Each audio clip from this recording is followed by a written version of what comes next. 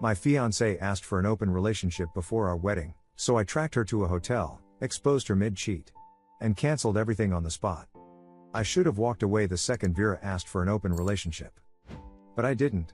Not because I was weak, because I wanted to see exactly who I was dealing with. We'd been together 4 years. Engaged for 6 months. Wedding planned for June, 3 months out. I'm 32, run my own recording studio here in Austin.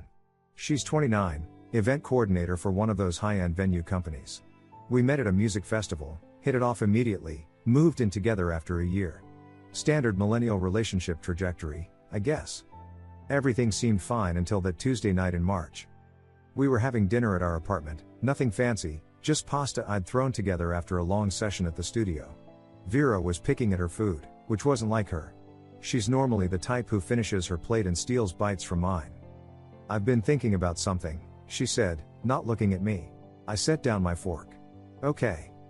Have you ever considered, like, opening things up? Before we get married?" I stared at her.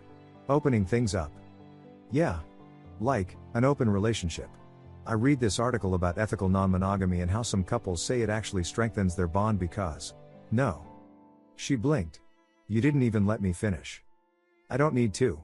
I kept my voice level, calm. "If you need someone else, you don't need me. That's my boundary. Cross that line, and we're done. Is that clear enough?" The room went quiet except for the hum of the refrigerator. "I was just asking," she said finally, defensive now. "Just curious. I didn't mean. Are we clear?" "Yes. God. I'm sorry I brought it up." She went back to her pasta. I went back to mine. Conversation moved to her work, some bridezilla client giving her hell about centerpieces. Everything seemed normal again. I thought that was the end of it. 2 weeks later, I started noticing things. Small things at first. Her phone suddenly had a passcode, we'd never had those before. She started taking calls in the other room, voice low, door closed. Said it was work stuff, vendor drama, nothing I needed to worry about. Then the late nights started. Working late became her default excuse 3-4 times a week. Event venues are busy, sure, but this felt different. One Thursday, she texted at 9 p.m. "Still at venue, nightmare with the lighting setup, gonna be another hour at least." I called the venue. Front desk picked up. "Hey, is Vera still there?" She said she was dealing with lighting issues. "Oh, she left around 5 today. Can I take a message?" I hung up. It was 10 p.m. I didn't confront her when she got home at 11:30. Just asked how work went. She launched into this elaborate story about the lighting, the difficult client, how exhausted she was. I nodded along, watching her lie to my face. New clothes started appearing in her closet. Dresses I'd never seen her wear. A perfume I didn't recognize, something expensive, floral, not her usual scent. She was different too. Distant. Distracted. Always on her phone. I could have called her out a dozen times. But I stayed quiet. Patient. I needed proof, not accusations. Then came the mistake. It was a Wednesday evening. I was home early, mixing some tracks in our spare bedroom-turned office.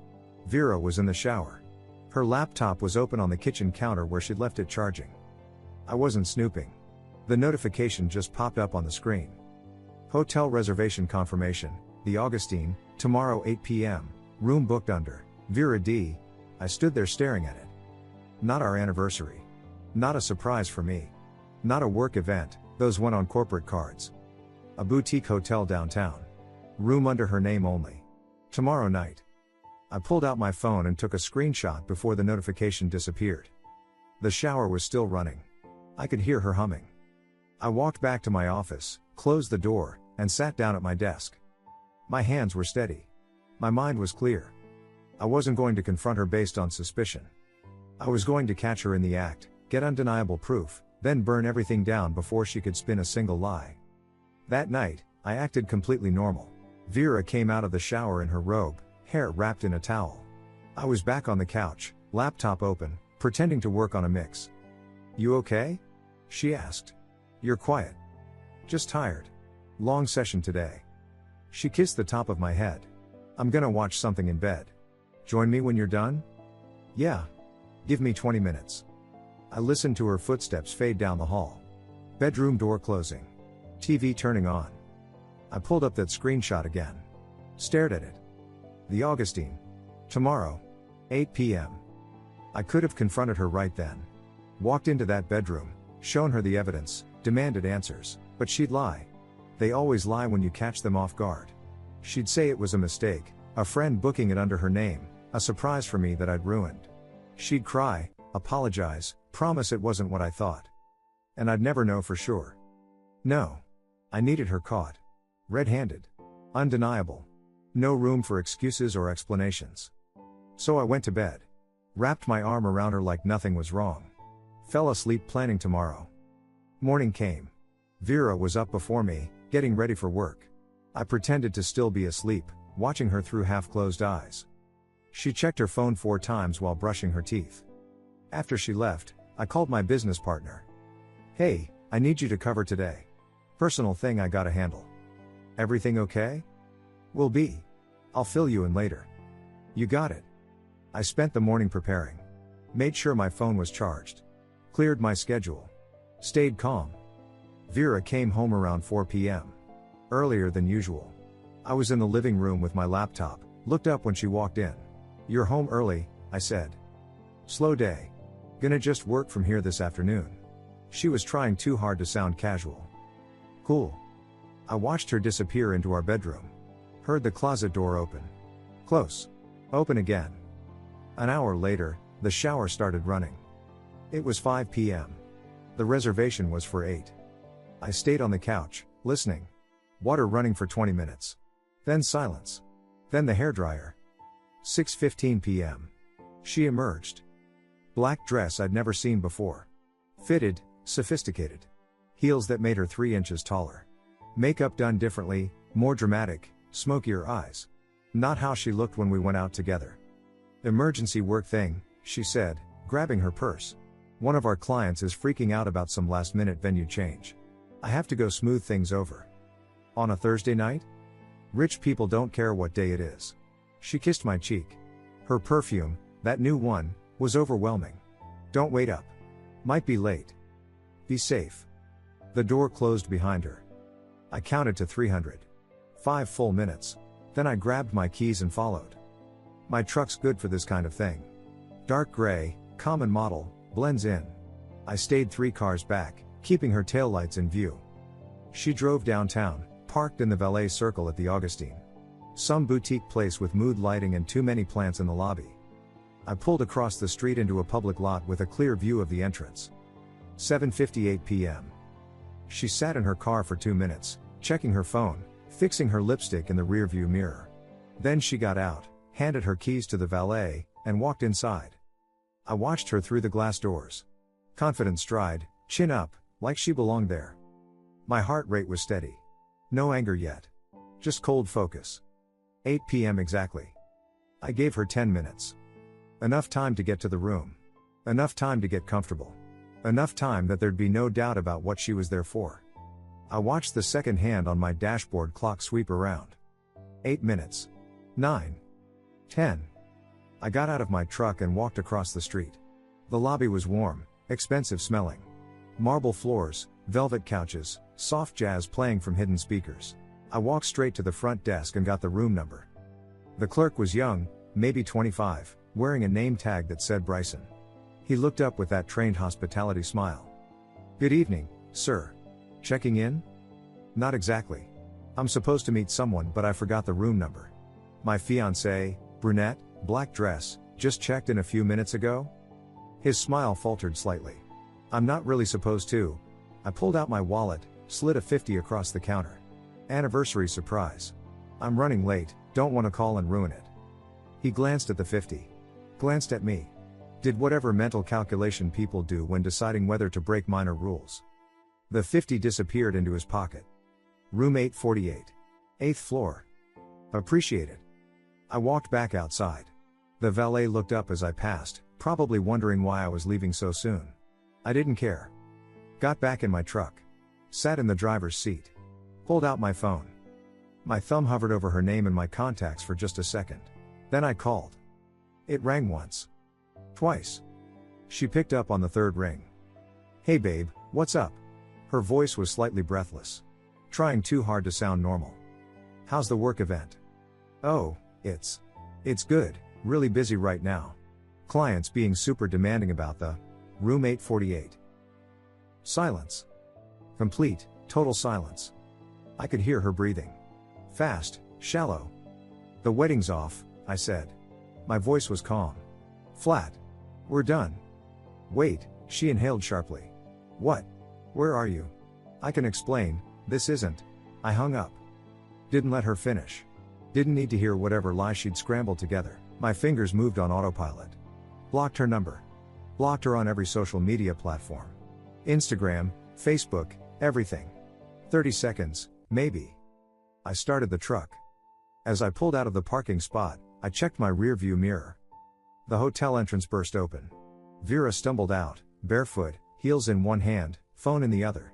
Her dress was half zipped. Hair messy. She spun around, scanning the street, looking for my truck. I was already turning the corner. Didn't stop. Didn't slow down. Didn't look back. The drive home took 12 minutes. I spent every one of them making calls. First, the wedding venue. Evening, this is regarding the reservation for June 12th under my name. I need to cancel everything. Oh no, I'm so sorry to hear that. Can I ask? Personal reasons. What's the cancellation fee? Unfortunately, at this stage, you'd lose your deposit. That's $3,000. That's fine. Cancel it. Are you absolutely sure? We could postpone instead if. Cancel. Please. Okay. I'll process that tonight. You'll receive confirmation via email. Next, the caterer. Hi, I need to cancel the order for June 12th. Yes, the whole thing. I understand there's a fee. That's fine. Photographer. Cancelled. DJ. Cancelled. Florist. Cancelled. 4 phone calls. 11 minutes total. Every vendor expressed sympathy, asked if I was sure, offered alternatives. I didn't care about the money. Didn't care about the deposits. Just needed it gone. By the time I pulled into our apartment complex, my phone was vibrating constantly. Unknown numbers. She was calling from other phones, friends, probably. Front desk at the hotel. Anyone who'd let her borrow a device. I ignored all of it. Parked. Went inside. Locked the door. Our apartment felt different already. Like I was seeing it for the first time. The couch we'd picked out together. The photos on the wall. Her yoga mat in the corner. All of it suddenly felt like evidence of something that never really existed. I went to my laptop. Opened my email. Found the screenshot of her hotel confirmation. Found the text thread from 2 weeks ago where she'd asked about the open relationship and I'd made my boundary crystal clear. Took screenshots of everything. Created a new email. Subject line, wedding cancelled, why? Attached the evidence. Hotel confirmation. Timeline. Screenshots. Typed one sentence, this is why there won't be a wedding.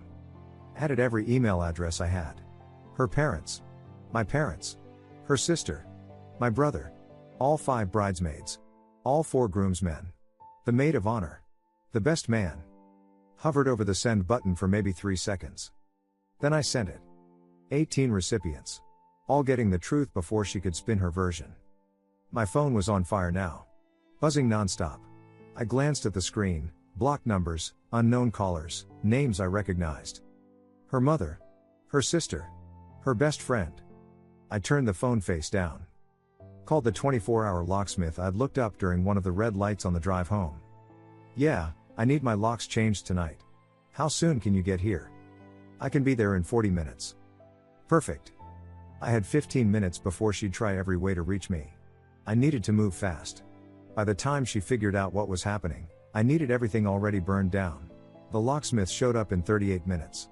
Older guy, probably in his 50s, carrying a toolbox and looking like he'd seen every kind of domestic drama imaginable. Lock change, right? Yeah. Front door. Need it done fast. He didn't ask questions. Just got to work. I sat on the couch while he drilled out the old lock. My phone was still buzzing on the coffee table. Face down, but I could see the screen lighting up every few seconds. Vibrating so constantly it was almost humming. Busy night? The locksmith asked, nodding toward my phone. You could say that. None of my business, but you want me to rush this or do it right? Do it right. She's not getting in here either way. He nodded and kept working. 20 minutes later, he handed me 2 new keys. All set. Old keys are useless now. You're the only one who can get in. I paid him in cash. Added a $50 tip. Appreciate it. Good luck with whatever you're dealing with. He packed up his tools and left. I locked the door behind him. The new deadbolt made a satisfying click. 11:11 p.m. I picked up my phone. The screen was a nightmare. 93 missed calls. 42 text messages from numbers I didn't recognize. I scrolled through a few. Unknown number, pick up the phone right now. This is Vera's sister. What the hell did you send everyone? Unknown number, she's hysterical. She says it's a misunderstanding. Just talk to her please. Unknown number, you're being cruel. She made a mistake. Don't throw away 4 years over one bad decision. I deleted them without reading the rest. Opened the voicemails. 27 new ones. First one was Vera, recorded from someone else's phone. Crying so hard I could barely understand her. Please, baby, please just let me explain. I'm so sorry, I love you, please don't do this, we can fix this. Deleted. Next one. Her mother. I don't know what's going on but Vera is devastated. She's saying you broke up with her? Over email? That's not how you handle things. Call me back so we can talk about this like adults. Deleted. Her sister. You sent that email to everyone? Are you serious? You don't even know the full story. Vera's been under so much stress with the wedding and... Deleted. I didn't listen to the rest. Just cleared the whole inbox. More texts were coming in. The phone buzzed in my hand. My mom, got your email. I'm so sorry, sweetheart. Are you okay? Call me when you can. My brother, holy crap. You need anything? I can come over. I texted them both back, I'm fine. We'll call tomorrow. Need tonight alone. Then I scrolled through the contact list. Found the contacts I needed to keep, family, close friends, business associates. Everyone else got deleted. All of Vera's friends. Mutual friends who'd probably pick her side. The maid of honor. The bridesmaids. Gone. My phone buzzed again. Unknown number. I answered it without thinking. Finally, Vera's voice, ragged from crying. Please, we need to talk, I can explain everything, just give me 5 minutes. Don't call me again. I hung up. Blocked the number. It rang again immediately. Different unknown number. I let it go to voicemail. Then another. And another. 23 missed calls in the next hour. Different numbers every time. Her friends were tag teaming, each one trying from their own phone. One text got through before I blocked the number. She's outside your building. She's been sitting in the hallway for an hour. Just let her in so she can get her things. I walked to the window. Looked down at the parking lot. Her car was there, parked crooked across 2 spaces. My phone rang again. Building security. Mr. D? We have a resident here who says she lives in your unit. She doesn't have keys. Can you come down and... She doesn't live here anymore. I changed the locks tonight. If she doesn't leave, call the police for trespassing. Silence on the other end. Are you sure? She's pretty upset. I'm sure. I hung up. Turned my phone completely off. Not just silent. Off. The apartment went quiet. No buzzing. No ringing. No notifications. Just silence. I walked through the rooms one more time. Her stuff was everywhere. Clothes in the closet. Toiletries in the bathroom. Her laptop on the kitchen counter. The engagement ring I'd spent 3 months' salary on, sitting in its box on her nightstand. All of it still here.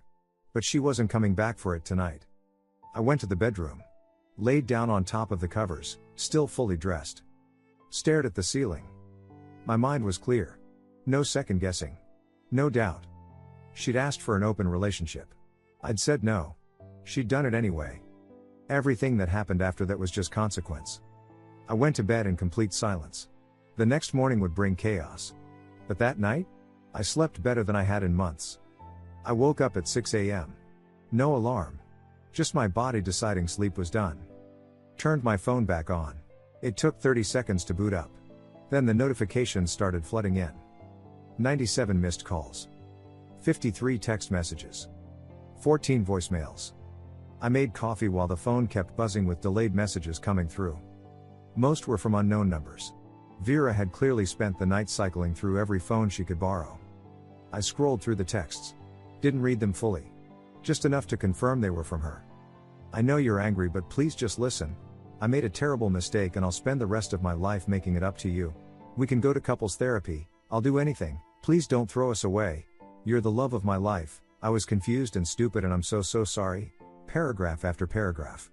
Desperation bleeding through every word. I deleted them all without responding. Blocked each number as it came in. By 7 a.m., the bank opened. I was there at 7:02. I need to withdraw from a joint savings account. The teller pulled up our account. The full amount? No. Just my portion. 21,000. She typed something. Frowned slightly. Your co-account holder would need too. It's my money. I deposited it. Check the transaction history. She did. Scrolled through months of deposits. Saw that I'd been contributing roughly 60%, Vera 40. Okay. Yes, I can process this. How would you like it? Cashier's check. 10 minutes later I walked out with a check for $21,000. Left her $13,000 untouched. Clean split. No one could say I stole from her. Next stop, landlord's office. Our lease had both names on it. 6 months left. I'd been paying 70% because I made more. I need to break the lease. The property manager, older woman named Doris, looked sympathetic. Both tenants need to sign for early termination. I'll pay the penalty myself. Full amount. Just get me out of it. She pulled up the lease terms. That would be 2 months rent. $2,800. Done. What about your co-tenant? She can stay if she wants. Pay full rent herself. Or leave. I don't care. I just need my name off it. Doris studied me for a moment. Probably piecing together what happened. Give me until Monday to process the paperwork. Appreciated. I paid the fee on the spot. Signed the forms. One more tie cut. When I got back to the apartment around 10 a.m., building security called up. Mr. D? That woman from last night is back. She's in the hallway again. I walked to the window overlooking the hallway. Couldn't see her from my unit, but I could picture it. Sitting on the floor outside my door. Waiting. How long has she been there? Since about 8. 2 hours. If she's not bothering anyone, let her sit. But if she causes a disturbance, ask her to leave. Copy that.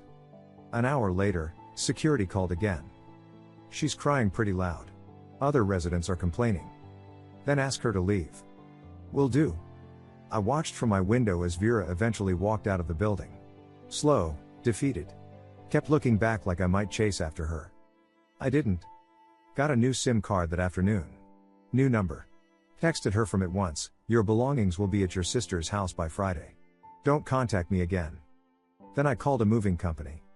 I need everything belonging to someone else packed and delivered. Professional, careful. I don't want anything damaged. They came Thursday. 2 guys, 3 hours. Boxed up all her clothes, toiletries, laptop, books, photos. Even her ring. Everything delivered to her sister's address by Friday morning like I promised. Professional. Clean. Efficient. The social fallout started over the weekend. Mutual friends began reaching out. Asking what happened. Some accusatory, you didn't even try to work it out? Others curious, is the email true? I sent the same response to anyone who asked. Screenshots of the hotel confirmation, the timeline, the boundary conversation. Most stopped talking to Vera immediately after that. 2 defended her. Said people make mistakes, everyone deserves forgiveness. I blocked them both. Her mother called my mother Sunday afternoon. I heard about it from my mom later.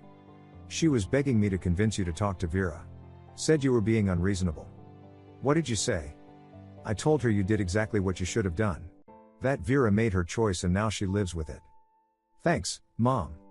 I'm proud of you, sweetheart. I know this hurts. But you didn't compromise yourself. That matters. 3 weeks passed. Work kept me busy. I took on extra projects. Stayed at the studio until midnight some nights. Started going to the gym in the mornings. Reconnected with friends I'd neglected. The messages from Vera's borrowed phones eventually stopped. Then, on a Tuesday evening, my phone buzzed. Unknown number. I almost deleted it without reading. But something made me open it. It was her. Long message. Different tone than before. I know you don't want to hear from me. I understand why. But I've been seeing a therapist 3 times a week. Working through why I did what I did. I'm not making excuses. I destroyed the best thing in my life because I was selfish and scared and stupid. You deserve better than what I gave you. But you also deserve a real apology. Face to face. Not through texts or voicemails. Just 15 minutes. Coffee somewhere public. You can walk away after and never see me again. But please. You deserve that closure. And I need to look you in the eye and tell you how sorry I am. I stared at that message for a long time. Part of me, the part that had loved her for 4 years, that had planned a life with her, wanted to give her that. Wanted to hear her say it to my face. The other part knew exactly what that meeting would be: manipulation, tears, one last attempt to get back in. I read that message 3 times. Each time, I felt the pull a little less. The first time, I heard her voice saying those words. Saw her face across a coffee shop table, mascara running, hands shaking around a cup she wouldn't drink from. The second time, I heard the calculation behind it. The therapy mention, strategic.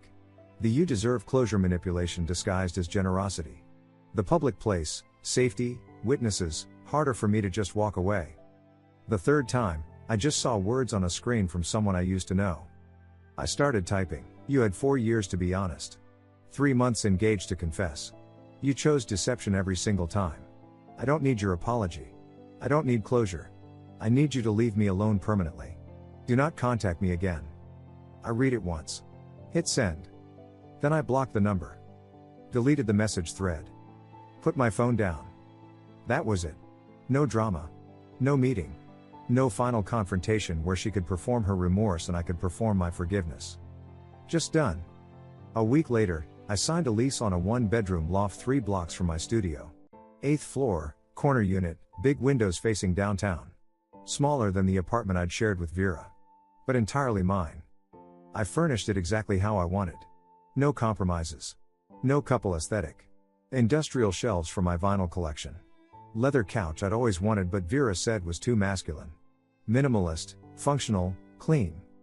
It felt like breathing for the first time in months. Vera's attempts continued for another few weeks. Not from her directly, she'd apparently gotten the message. But mutual friends would reach out. She's really struggling. Maybe you could just. Blocked. I know you're hurt but she's genuinely changed. Blocked. Don't you think you're being a little harsh? Blocked. Eventually, the messages stopped. 2 months after the hotel, my studio landed a major contract. Local band that was blowing up, needed their album mixed and mastered. Word had gotten around somehow about what happened with Vera. Musicians talk. And apparently, they respected how I'd handled it. You kept your dignity, the lead singer told me during our first session. That matters in this business. I started going to the gym at 6 a.m. every day. Nothing intense, just showing up consistently. Building new routines that were mine alone. Made new friends through the studio. People who didn't know Vera, didn't know our history, just knew me as I was now. One Saturday in late June, what would have been our wedding day, actually, I stopped at a coffee shop near my loft. Ran into Bethany, one of Vera's former bridesmaids. She looked uncomfortable when she saw me. Hey, she said carefully. Hey. How've you been? Good. Really good, actually. You? I'm okay. I don't know if you want to hear this, but Vera moved. To Denver. Fresh start and all. Good for her. Bethany studied my face, looking for something. Anger, maybe. Bitterness. Satisfaction. That's it? Just good for her? I shrugged. What else is there to say? She's living her life. I'm living mine. You're really over it. It wasn't a question, but I answered anyway. I was over it the second I hung up that phone in the hotel parking lot. Bethany nodded slowly. For what it's worth, she really is messed up about what she did. I think she finally gets it. That's between her and her therapist. I meant it. No anger. No vindication. Just complete indifference. 6 months after everything imploded, I was at the studio late one Tuesday. Working on a mix that wasn't quite right. Tweaking levels, adjusting EQ, chasing that perfect balance. My phone buzzed on the desk beside me. Unknown number. Text message. Could have been a client. Could have been spam. Could have been her again using yet another borrowed phone. I looked at it for maybe 2 seconds. Then I deleted it without opening it. Went back to the mix. Adjusted the bass. Brought the vocals forward slightly. Listened. There it was. Perfect. I leaned back in my chair and realized something. The open relationship ask wasn't the betrayal. Lots of couples have that conversation honestly and work through it. The betrayal was her crossing the boundary after I'd made it crystal clear. After I'd told her exactly what the consequence would be. She tested whether I meant what I said. I showed her I did. Walking away wasn't revenge. Revenge would have been trying to hurt her, drag her publicly, make her suffer. Walking away was self-respect. She wanted freedom. She wanted to explore. She wanted someone else. So I gave her exactly what she wanted. Freedom. Without me in it. That's all there is to it. No closure. No second chances. No final conversation where we both cry and part as friends. Just silence. And I've never felt freer. Thank you so much for watching until the end. If you really like our videos, please don't forget to like, share, and subscribe. Have a great day.